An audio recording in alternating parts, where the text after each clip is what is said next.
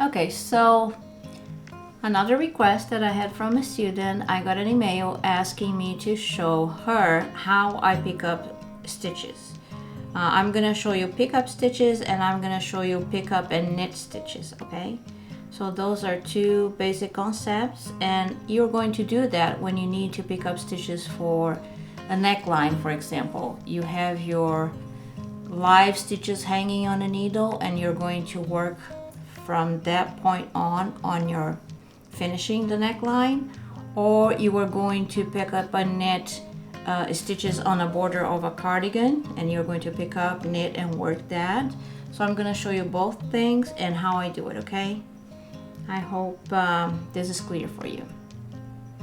All right, so here I have a sample of a square, and I'm going to show you the difference between pick up and knit. So when a pattern tells you to pick up stitches, you're simply lifting up the stitches on a border. And I already kind of prepared mine here so you can see. I'm with my needle just picking it up. See, go into the loop, picking it up and putting them on the needle. Here is what I call pick up stitches. Now, my student, when she requested, she wanted me to see how I hold everything to pick up and knit using the Portuguese style. So I did prepare here a contrasting color for you to see what I'm doing. And I'm going to make a slip knot, and I'm going to put that on my needle, the needle I'm going to use. Why do I do that? Because in Portuguese style, you need, again, the tension. So I'm going to run this yarn through the pin and through my hand, so I have a good tension.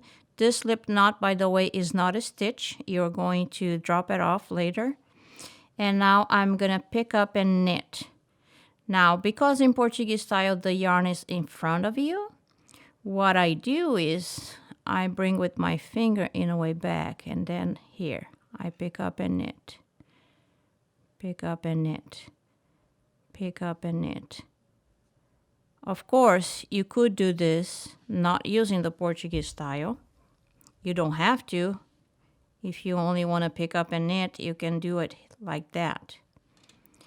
But see, I don't feel if I do this way that I have a control in the tension, the same way that if I have my yarn around the pin.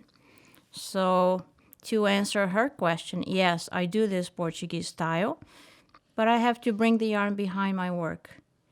And then I pick up and knit, and at the same time, I have the tension of the yarn that I like to work with. Let me show you again. Here. Make sure I don't split the yarn when I pick up and knit. Pick up and knit. So the difference between pick up and knit is that every time I go into a loop now, I bring the yarn through and I put a knit stitch on. Go into the loop, bring the yarn through, and put a stitch on. So this is pick up and knit. And here, let me stop and show you what I've done. I think it's pretty simple and straightforward, but there you go. From there, this again could be your neckline, could be a front of a cardigan border. It could be a sleeve that you're picking up from the top down and going and knit down. It could be many things. But the important is I wanted to show you how I do it. So I hope that is clear. If you have any comments or suggestions, please write to AndreaWongKnits@gmail.com. If you are interested in the pins that I use during class and for more like patterns and necklaces and other items, please refer to my website, AndreaWongKnits.com. There you're going to find all you need for Portuguese style knitting.